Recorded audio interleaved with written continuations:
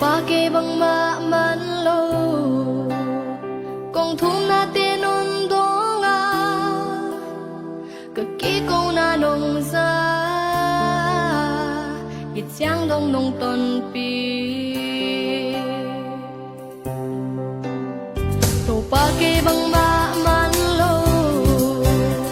kong thum na tinun donga kaki ko na ityang dong nong ton pi okayin kwa kahiya kain kwan pi te song o lai nat na nong ke ma he pi siam tu to pa izata ka hong itu kwa dang mom ke nuam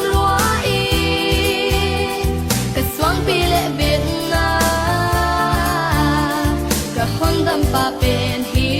cha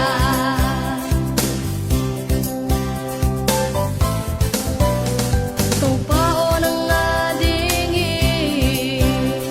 kilom na khat song nei ke na de bang hing so ke hon ngai dam min to